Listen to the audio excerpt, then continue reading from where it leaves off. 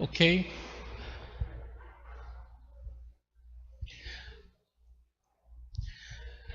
Nós vamos começar a considerar agora alguns elementos da eleição.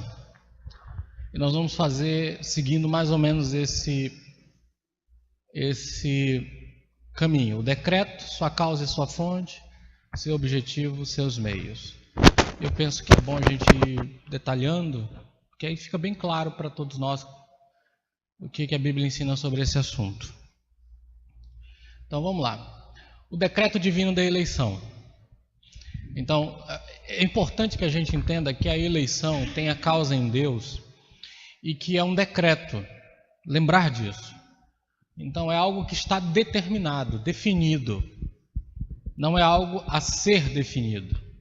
Não é algo que vai depender de alguma ação contingente, de alguma causa fora de Deus.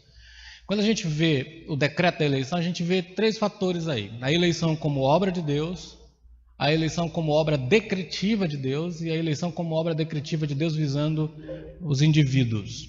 Eu vou citar várias vezes, alguns trechos de um livro que eu até passei para o Paulo em PDF, mas posso passar para o grupo também, que é A Doutrina da Predestinação em Calvino, um livro muito bom.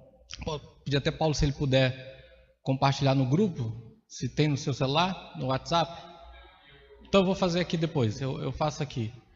Então esse é um livro muito bom porque ele detalha esses aspectos aqui e mostrando exatamente o que o reformador entendeu e interpretou a partir da Escritura.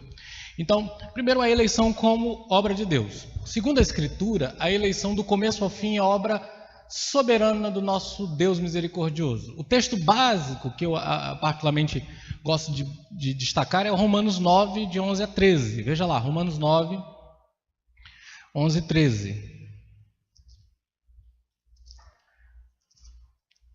Que diz assim: portanto, não tendo eles ainda nascido, nem tendo feito bem ou mal, para que o propósito de Deus, segundo a eleição, ficasse firme, não por causa das obras, mas por aquele que chama, foi-lhe dito a ela: o maior servirá ao menor, como está escrito: amei Jacó e odiei Esaú. Esse é um texto que deixa claro que do começo ao fim é o Deus misericordioso quem escolhe ou não as pessoas. O texto de Tessalonicenses que nós já lemos também fala sobre isso. Então, a eleição é um ato divino, tanto quanto a criação do mundo, tanto quanto a providência de Deus. E aqui é importante a gente entender que como obra de Deus, a eleição resulta do eterno conselho de Deus decretado antes da fundação do mundo. Porque nós já aprendemos que tudo o que acontece e os atos de Deus na criação são atos que são as ações que ele opera para cumprir um plano, para cumprir o seu propósito, para cumprir o decreto. Nós acreditamos pela Escritura que o decreto é um só, apesar dele ter vários elementos. O decreto inclui a criação, a providência, inclui a queda, mas inclui a salvação das pessoas. Então, quando a gente fala que a eleição resulta do decreto, é que dentre as coisas que Deus decretou está a eleição eterna dos que serão salvos. Então, esse é o ponto aqui. Então, Deus decretou antes da fundação do mundo, e esse é o seu conselho com respeito aos que vão ser salvos. Ele os escolheu. Isso é um mistério na divindade. Deus é quem sabe quem são os escolhidos e ele definiu como serão criados, quando serão chamados e como chegarão à glória.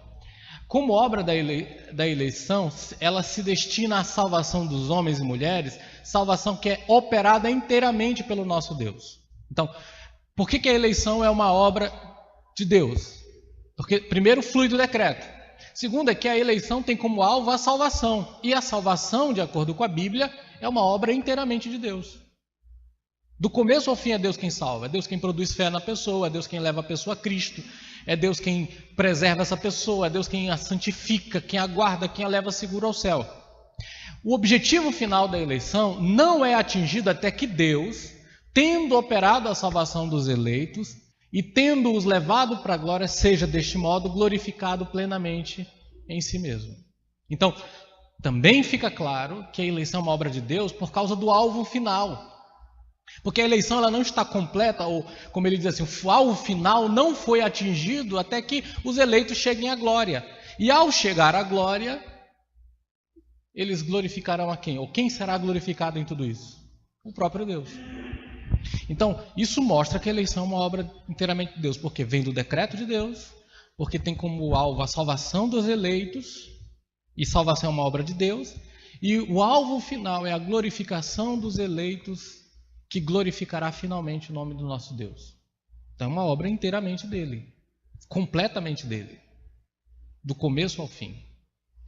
Então veja, por exemplo, alguns textos que mostram o alvo final. Efésios 1:6 e Efésios 2:7.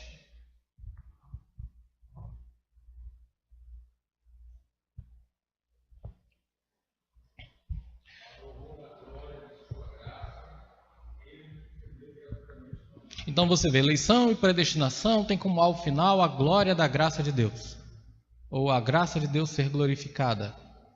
E Efésios 2:7.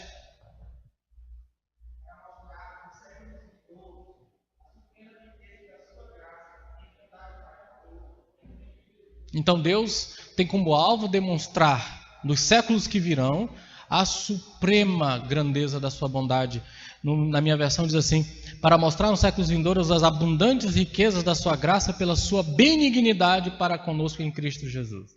Então, o que vai ser glorificado no final é os atributos de Deus, os aspectos das excelências do caráter de Deus.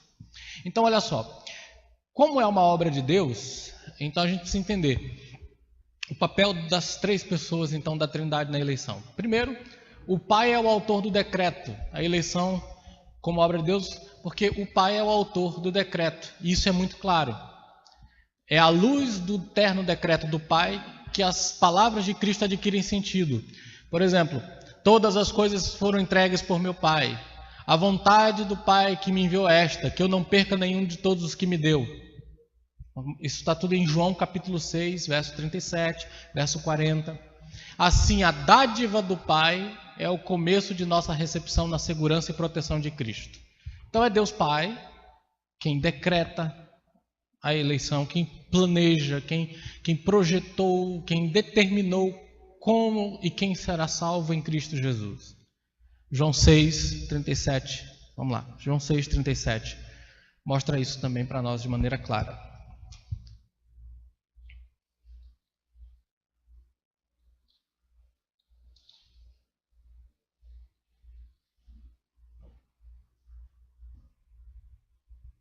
Diz assim a palavra do Senhor: todo o que o Pai me dá, esse virá a mim, e o que vem a mim de maneira nenhuma lançarei fora. Falando dos que vão a dele, dos que creem nele, Jesus deixa claro que os que creem são aqueles que o Pai deu. Todo o que o Pai me dá, virá. Então, os eleitos crerão, e Cristo certamente os guardará. Veja o verso 38. Porque eu desci do céu, e ele fala aqui da sua encarnação, não para fazer a minha vontade, mas a vontade daquele que me enviou. Então Jesus está deixando claro no verso 38 que a sua vinda à terra é para cumprir um plano estabelecido pelo Pai. É isso que o verso 38 quer dizer. Deus Pai tem um plano, tem um projeto, tem uma vontade, e Cristo veio ao mundo para cumprir essa vontade. Veja que ele diz, não para fazer a minha, mas a vontade, para cumprir a vontade do Pai. Verso 39, ele então diz qual é a vontade do Pai. E a vontade do Pai que me enviou, então, o Pai tem um plano e por isso enviou Jesus. E que plano é esse? Ele diz, que nenhum de todos aqueles que me deu se perca. Ou seja, a vontade de Deus, Pai, é que os eleitos dele não sejam condenados,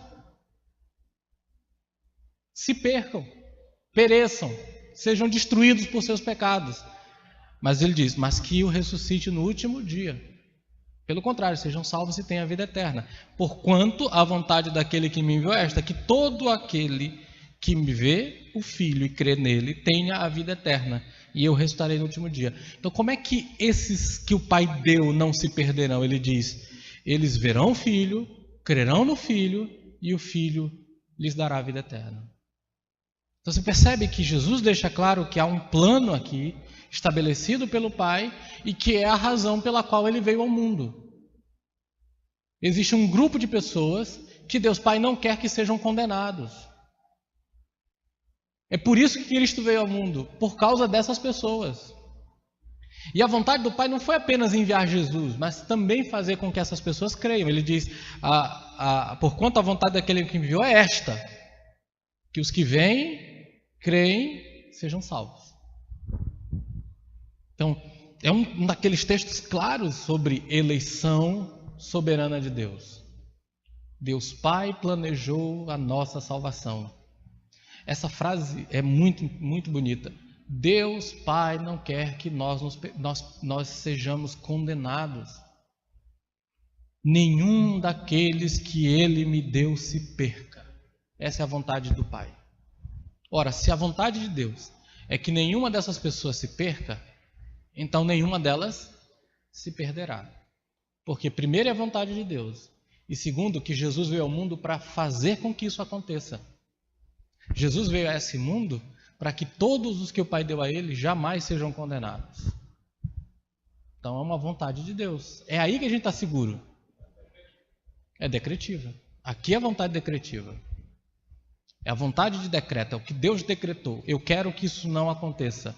Então isso não vai acontecer. Eu quero que eles não se percam, então eles não vão se perder. Por isso, na oração sacerdotal, Jesus, orando pelos apóstolos, diz: Pai Santo, eu os guardei no teu nome. E nenhum deles se perdeu, a não ser o filho da perdição, para que se cumprisse o que estava escrito. Então, na oração sacerdotal, nós vemos de algum modo Jesus deixando claro que ele executou isso com respeito aos apóstolos, mas ele vai ampliar isso mais à frente, porque ele ora por toda a igreja. Ele diz: eu não oro só por estes, mas por aqueles que quererão por meio deles. Então, a vontade de Deus, Pai, é que os seus eleitos não se percam, e é por isso que Cristo veio ao mundo, para cumprir a vontade do Pai, para executá-la. E ele vai fazer isso, e ele está fazendo. Isso é maravilhoso, né? Mas também o próprio Cristo é, de algum modo, o autor do decreto da eleição. Calvino diz assim: entre mentes, ainda que Cristo se interponha como mediador, ou seja, o Pai planejou, mas o meio da eleição é a obra de Jesus Cristo, ele é o mediador. Ele reivindica para si, em comum com o Pai, o direito de escolher. E Calvino faz isso citando, por exemplo, a João 13:18, quando diz: não falo a respeito de todos vós, pois eu conheço aqueles que escolhi. E em João capítulo 15:16 ele diz: não fostes vós que me escolhestes, mas eu que escolhi vocês e designei vocês para que vão e deem frutos. Então, Jesus também fala dos seus como seus escolhidos. Em João 13, em João 15. Então, de algum modo, o próprio Cristo também é autor do decreto da eleição. Assim, quando Cristo declarou que conhece os que escolheu, ele assinala no gênero humano uma espécie particular, distinta, não pela qualidade das suas virtudes, mas pelo decreto celestial. Cristo faz a si mesmo autor da eleição. João Calvino comentando João capítulo 13:18. Isso, de certo modo, um acordo, ou que Cristo também participa disso. Ele chama os seus de seus eleitos também. Ele diz: eu não falo de todos vocês, eu sei de quem eu escolhi. Porque, veja só, no Atos 13:18 ele está falando dos apóstolos, certo? Algumas pessoas podem dizer: mas Jesus está falando dos apóstolos, e foi ele que escolheu os apóstolos, então ele está falando da escolha das pessoas para serem apóstolos. Só que ele está falando dos 12. E aí ele exclui um deles. Ele diz: não fala a respeito de todos vós, pois eu sei quem eu escolhi. No contexto ele está falando de Judas, que vai traí-lo. Então ele está dizendo que dos 12, ele sabe quais ele escolheu para si. E Judas está fora desse grupo. Mas Judas foi escolhido para ser um dos apóstolos pelo próprio Jesus. Então não é a eleição para o ofício de apostolado, para andar com Jesus e ser um apóstolo. É a eleição para pertencer a Ele, do qual Judas está fora. Então, nesse aspecto, comentando João 13, Calvino diz, ele está falando,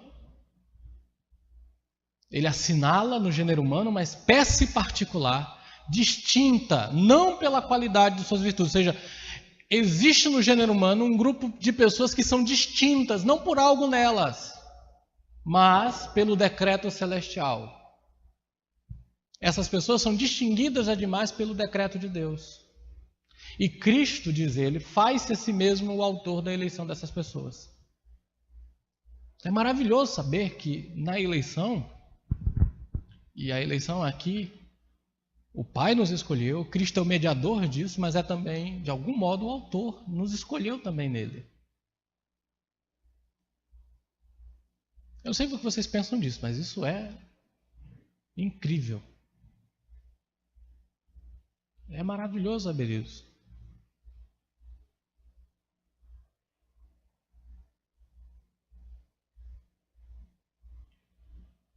Paulo, você nasceu em 1964, né? Paulo, 1964? 64, né? Pois é. Sua vida começou em 64. Mas antes do mundo existir, você foi distinguido pelo decreto da eleição.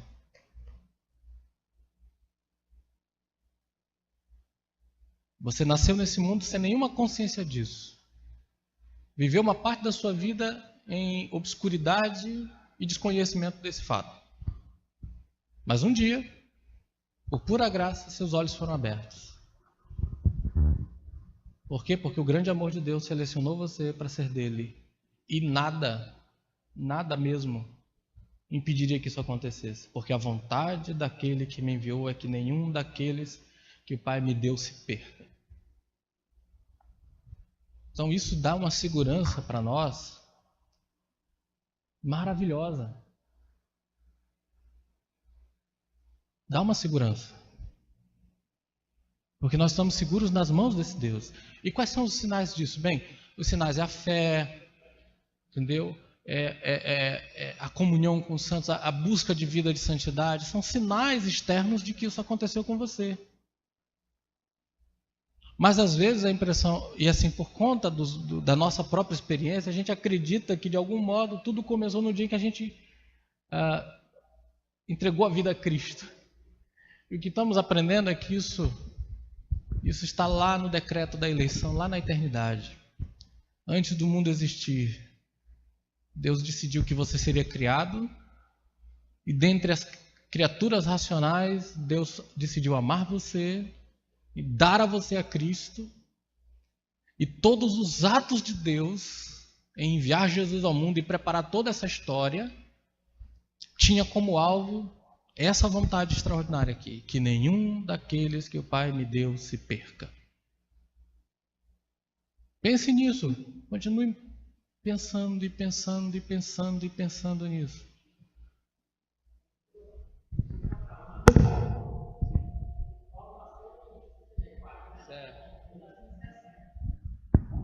Você tem a idade da minha mãe.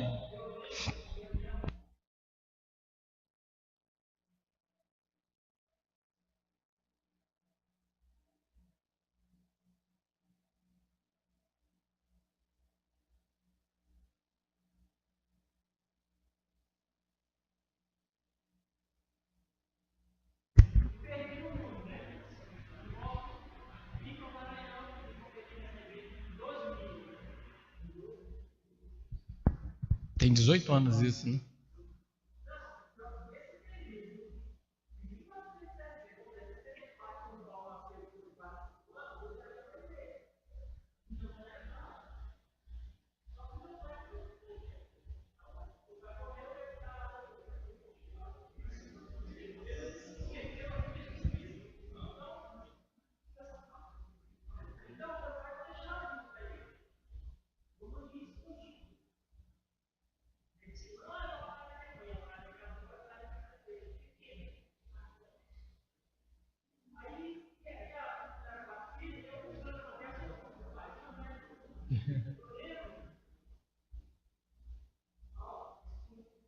E o tempo passou, e você longe, e um dia Deus decide.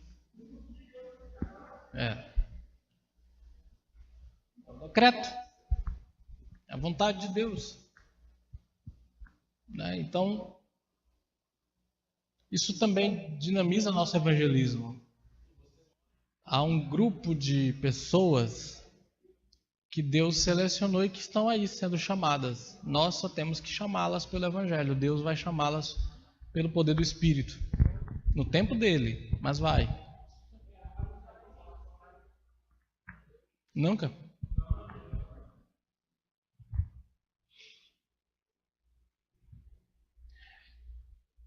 Terceiro, o Espírito Santo. O Espírito Santo naturalmente está envolvido na doutrina da eleição. Porque o que foi planejado e adquirido por Cristo só é aplicado nos eleitos pela obra do Espírito. Nós aprendemos isso aqui muito bem no ano passado, quando ouvimos falar da vocação eficaz. Eu lembro que acho que foi o próprio Paulo que deu a aula dessa disciplina da vocação eficaz. Né? O chamado eficaz, a vocação eficaz. O Espírito Santo, ele é o mestre dessa doutrina, pois inspirou as Escrituras. Então, isso é importante.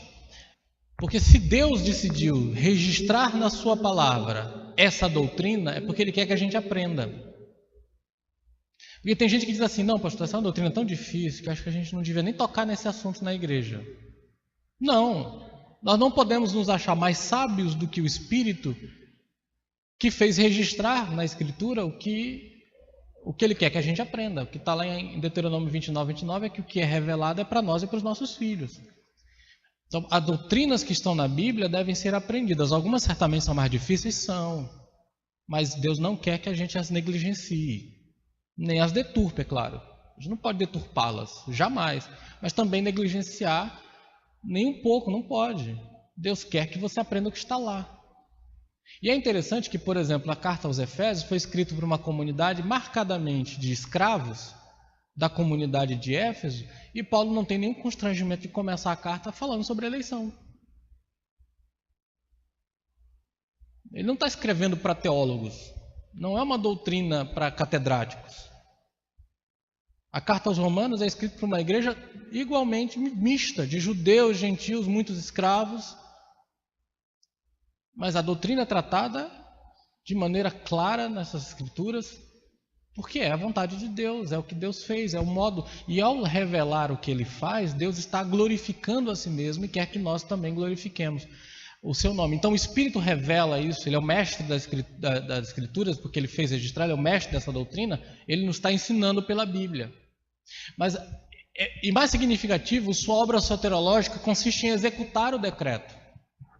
Então o agente de Deus para tornar o decreto efetivo, tanto o que Deus planejou quanto o que Cristo adquiriu, é o Espírito Santo. É isso que Paulo quer dizer quando ele fala de santificação do Espírito. Ou quando ele diz que o Senhor abriu, né, o coração de Lídia para que ela entendesse. Ou quando diz que Deus tira o coração de pedra e coloca um coração de carne. Ou quando a vocês foi dado conhecer os mistérios do reino. Quem é o agente de Deus para dar a conhecer os mistérios, para abrir o coração, para transformar o interior do ser humano? É o Espírito Santo. O agente de Deus para tornar o decreto efetivo da eleição nos eleitos é o Espírito Santo de Deus. E ao pensar assim, nós vemos que Deus está agindo de forma conjunta. Deus Pai, Deus Filho, Deus Espírito Santo, executando o decreto.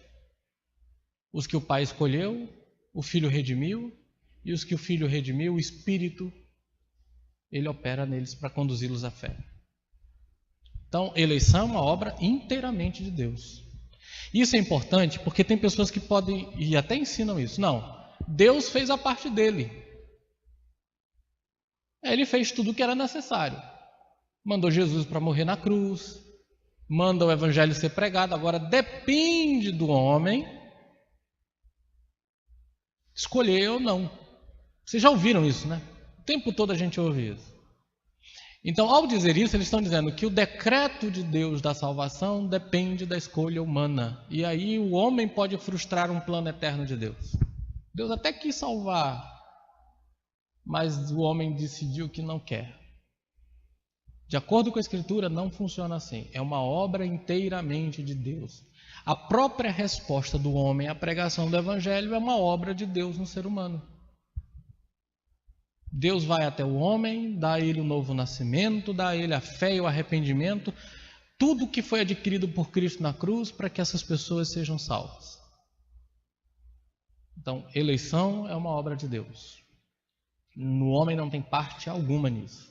Isso é muito claro. E isso é maravilhoso. Deus é muito bom, né? Então descanse na soberania de Deus. A eleição é uma obra do decreto de Deus. A gente aprendeu, e aqui é um ponto importante, as obras de Deus são muito variadas. Aqui está em foco a obra decretiva de Deus. Para entender Calvino, por exemplo, quando ele explica esse texto, é preciso conhecer que a eleição, tanto a eleição como a reprovação, resulta do soberano e eterno conselho de Deus. Ele diz: chamamos predestinação ao eterno decreto de Deus, pelo qual ele determinou em si mesmo aquilo que ele quis que ocorresse a cada homem. Né? Deixa eu repetir isso aqui. Olha o que diz a nossa confissão de fé. Alguém pode ler? Dá para ler?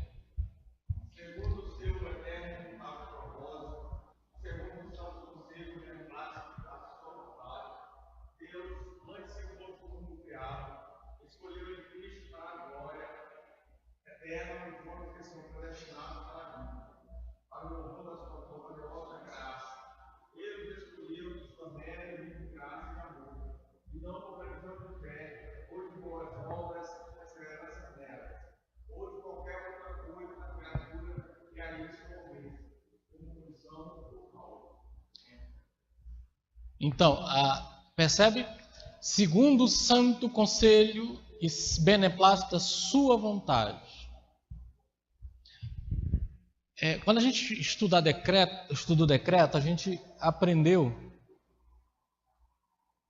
que há uma relação entre decreto e providência. Decreto é o plano de Deus. Deus planeja. Providência é a execução do plano. Tá? Nós vimos isso em Isaías 46. Deus tem um plano e faz o plano acontecer.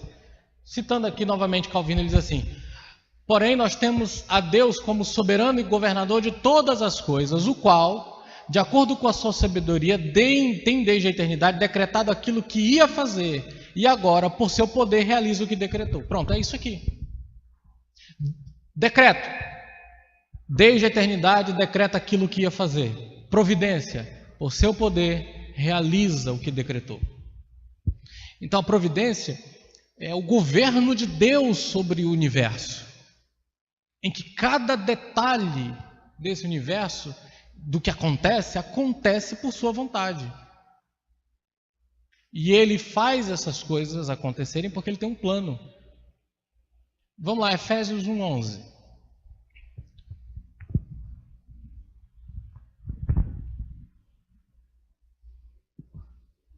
O que diz aí, Efésios 1:11?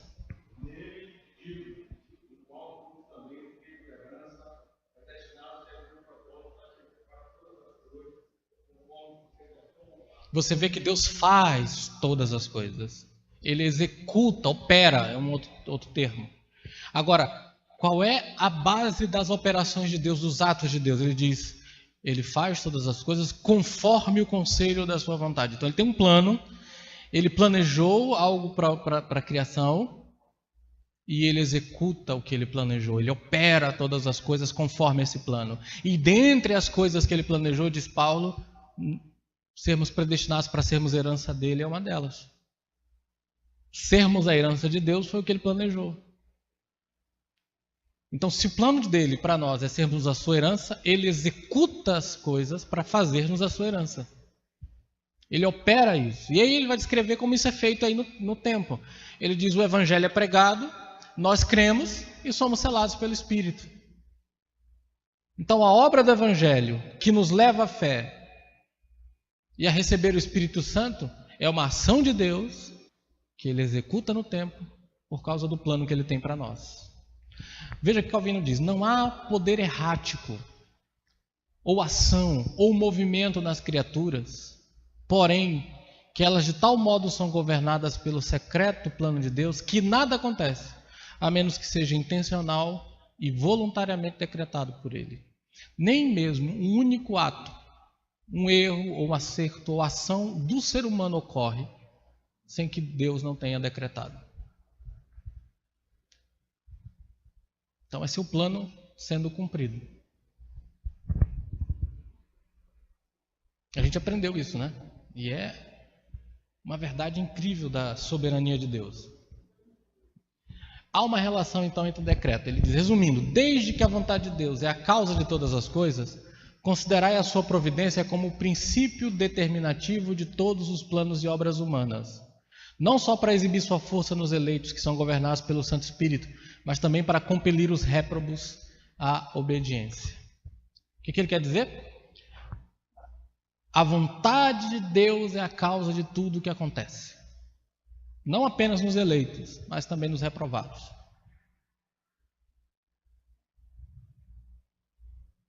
Então Deus tem um plano, e Ele executa esse plano, e tudo o que acontece, absolutamente tudo o que acontece, é obra da providência, é governado por Deus para cumprir esse plano.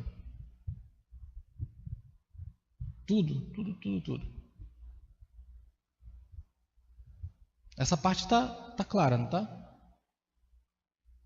Tá? É uma doutrina profunda, mas é maravilhoso. Não só Deus, a providência como princípio determinativo de todos os planos e obras humanas. Essa frase significa que tudo o que o ser humano executa e faz, sejam os eleitos ou os reprovados, o princípio determinativo por trás dessas obras é a providência de Deus. Providência de Deus. Tudo. A gente vê isso na Bíblia. O assassinato das crianças, filhos de judeus, lá em Êxodo capítulo 3, decreto de Deus, providência de Deus, sim. Aquilo faz com que toda aquela situação contingente ocorra para que Moisés se torne filho da filha de Faraó. A inimizade dos irmãos de José contra ele, seu ódio pelo seu irmão, a promiscuidade da esposa de Potifar. Nada aconteceu por acaso. Providência de Deus, decreto de Deus para cumprir um plano. José entendeu isso a ponto de dizer, não foram vocês que me enviaram aqui, foi Deus. Vocês intentaram o mal, mas Deus intentou o bem.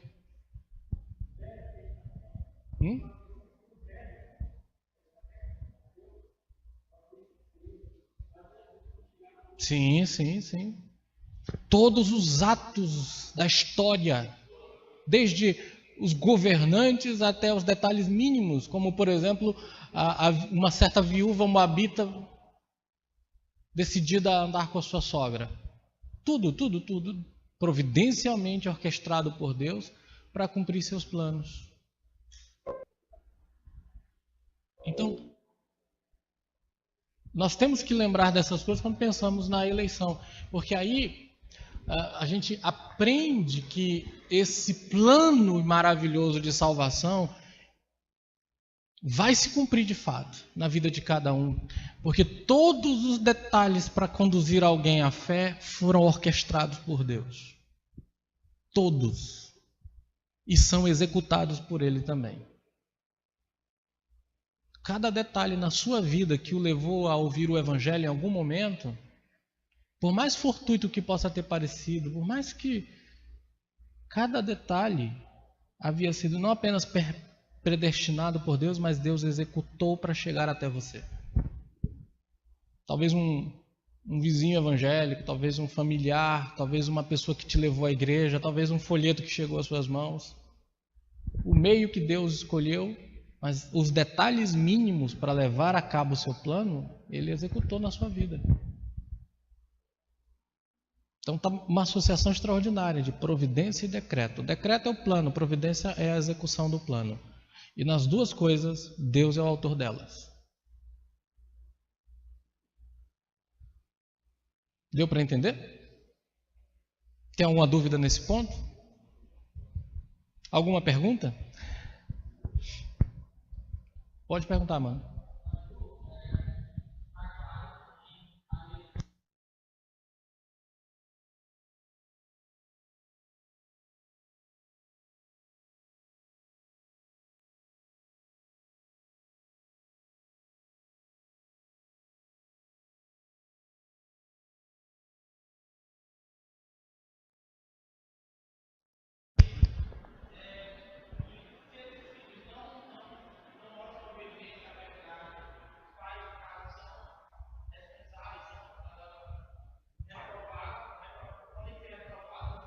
Não, a eleição é quem determina o destino das pessoas. O fato de ser filho de crente, não. Acreditamos assim, que por causa da aliança que Deus tem conosco, Ele abençoa os nossos filhos e nos dá a responsabilidade de educá-los e levá-los à fé. Mas isso não é a garantia de que nossos filhos podem crescer e necessariamente chegarão à fé. A gente, infelizmente, sabe de casos variados de pessoas cujos pais são crentes e os filhos não.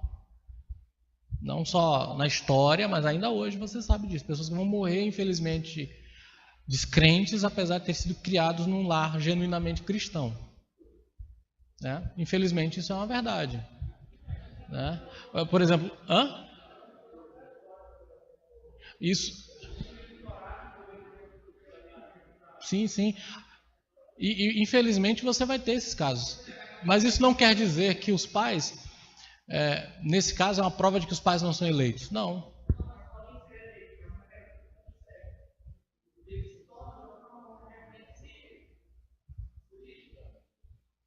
Talvez sim, talvez não. Depende aí de como a criação foi. Porque às vezes o pai criou de fato o filho, levou para o evangelho, ensinou em casa, mas no fim o filho rejeitou.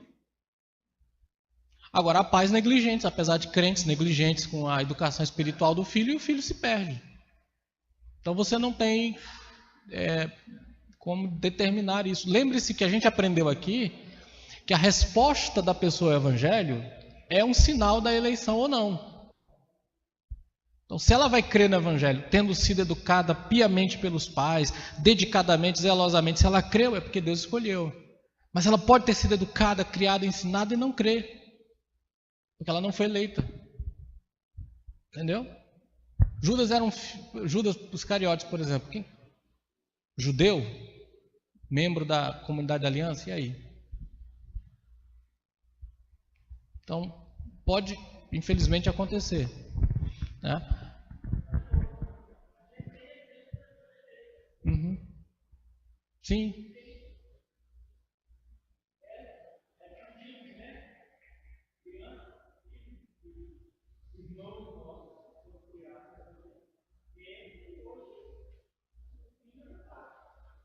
Alguns ateus norte-americanos são filhos de crentes, criados numa igreja evangélica. Quantos artistas você já não ouviu que foram criados na igreja, aprenderam a cantar, cantores que aprenderam a cantar na igreja, no fim de sua vida se tornaram... Desliguei, foi? Veio. Então, voltou, né? Então, se desviaram no fim das vidas, se entregaram à perversidade, à promiscuidade, drogas, morreram, né? Não. Também, volto a dizer, o decreto é o que define tudo. Uma vez perguntaram assim, pastor, e as crianças que morrem na infância, o que o senhor acha? Eu creio que o decreto da eleição é que define. Se são eleitas, vão ser salvas, se não são eleitas, não serão salvas.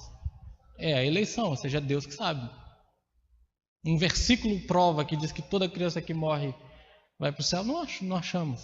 E essa é uma coisa que Deus não se agradou em nos deixar muito claro. Então,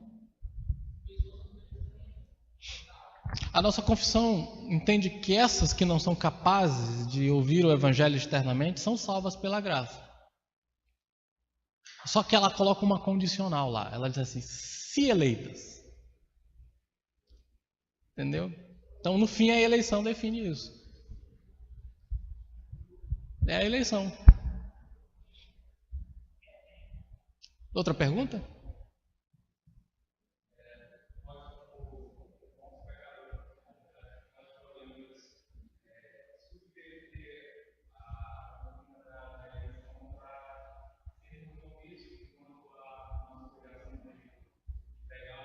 Sim, muita gente faz isso.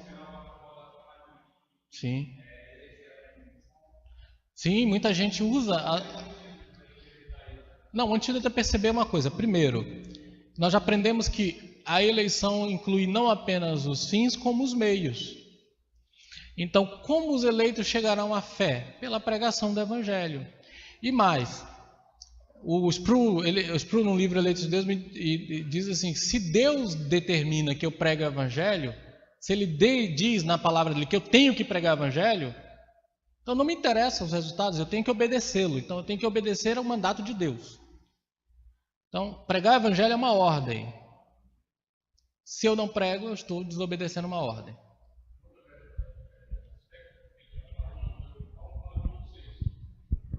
Sim. Perfeito, Paulo. Esse é outro aspecto importante aqui que Paulo destaca. Romanos 6 deixa claro que aqueles que estão em Cristo morreram para o pecado.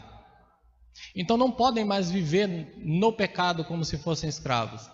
E de acordo com Paulo em Efésios, a eleição é para a santificação, para sermos santos e irrepreensíveis. Então, fé em Jesus, vida de santidade são sinais da eleição.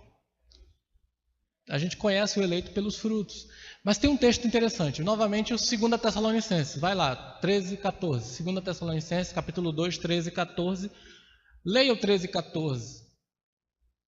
Veja aí.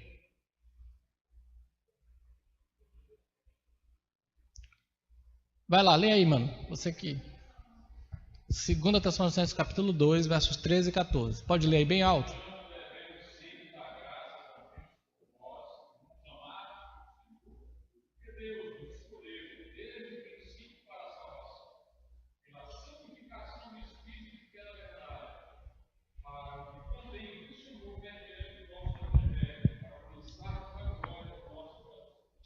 Qual seria a conclusão lógica que você tira desses dois versos?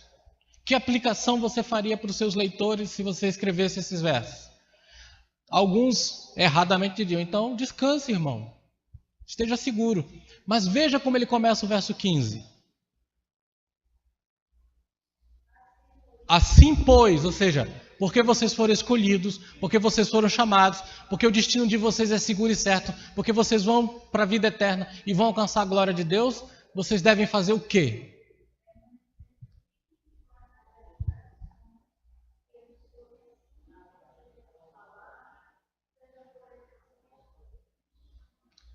Paulo está dizendo àqueles que estão seguros que vão para o céu que eles têm que manter-se firmes até o final. Você percebe isso? A conclusão lógica de Paulo não é viva como você quiser, não. A conclusão de Paulo quanto à doutrina da eleição é porque vocês foram eleitos e chamados, mantenham-se firmes. Apeguem-se às verdades que foram pregadas a vocês, não as abandone. Agora, lembre-se que por trás disso está quem? Guardando vocês. Veja o verso 16 e 17. O que diz aí? Pode ler o 16 e 17?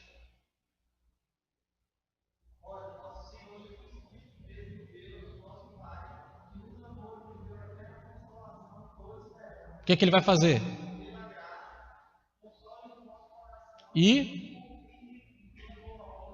ele não apenas trará consolo ao coração, enquanto nós buscamos manter firmes, mas ele mesmo vai confirmar cada um dos seus eleitos, tanto em boas obras como em palavras.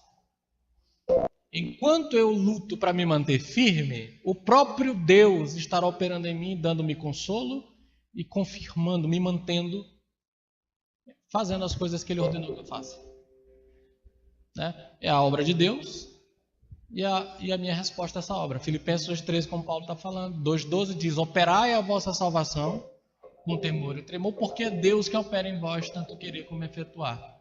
Então, a eleição nunca é uma desculpa para a negligência, mas é um estímulo para a busca de santidade, para o compromisso com Deus, para a vida na igreja, para a dedicação.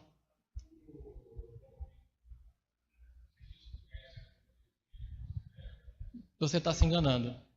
O Lloyd Jones, expondo Efésios, ele diz assim: se você não tem interesse por santidade, provavelmente você não é um dos eleitos de Deus.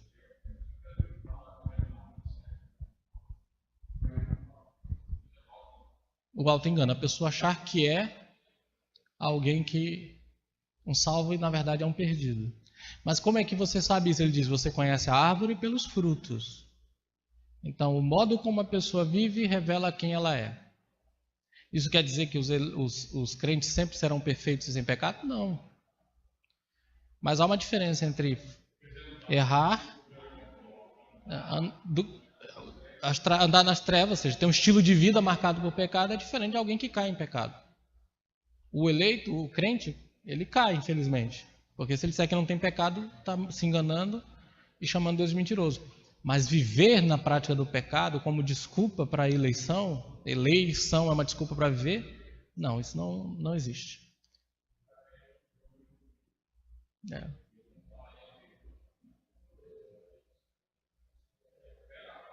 Hebreus 6, né? Participaram dos dons do Espírito, do reino, dos poderes do mundo vindouro, mas se vivem em pecado, se caíram, eles demonstram no fim que nunca foram.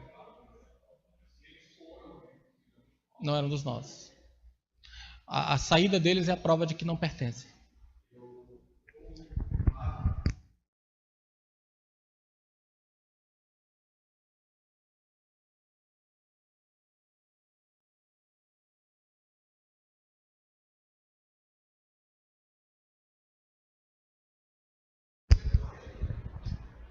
A pregação do Evangelho, Samuel, é uma ordem de Deus. Então, por que eu tenho que pregar o Evangelho? Porque Deus ordenou. Mas Deus usa isso para salvar os eleitos. Então, não pode ser desculpa para não fazer missões, a eleição. Deve ser o estímulo para fazê-la. Porque se tem eleitos, se os eleitos vão ser chamados pelo Evangelho, é eu que tenho que pregar o Evangelho. E também não pode ser desculpa para a vida em pecado. Estou salvo, estou seguro, agora eu posso fazer o que quiser. Não. O eleito de Deus, essa percepção é um sinal de que está perdido. Porque os ímpios pervertem a graça. Então, quando você vê pessoas pervertendo a graça, transformando a graça em licenciosidade por pecado, há um juízo de Deus ali. Paulo diz isso em Timóteo, diz isso em Tessalonicenses, João diz isso na segunda carta dele, na terceira carta. Então, a perversão da mensagem da graça para servir de estímulo ao pecado e à licenciosidade é um sinal de juízo de Deus. Ok? Então, deu para entender até agora? Beleza, então vamos orar encerrando nossa aula de hoje, agradecendo a Deus por esse dia. Oi? Próxima aula no dia 30, então a gente vai nos reunir daqui a 15 dias, não é isso? Não, daqui a próximo sábado, próximo sábado. Vamos orar então agradecendo a Deus. Senhor, louvamos o Teu nome por essa tarde na Tua presença, essa noite, e por essa doutrina tão extraordinária e maravilhosa que nos faz pensar, meditar, que nos faz ponderar sobre essas verdades, sobre essa grandeza da Tua graça, da Tua misericórdia, da Tua bondade, do Teu poder. Tu és perfeito em tudo o que fazes e nossos corações se regozijam em tudo isso. Dá-nos cada vez mais um coração humilde, centrado no Senhor, que ame a Ti, que busque e queira viver para a Tua glória. Que essa doutrina sirva de estímulo à adoração, à santidade e ao desejo de ver pessoas salvas. E que o Senhor nos livre de qualquer forma de deturpar esse ensino para servir de estímulo ao pecado. Pedimos a Tua bênção e a Tua dádiva em nome de Jesus. Amém. Deus abençoe a todos.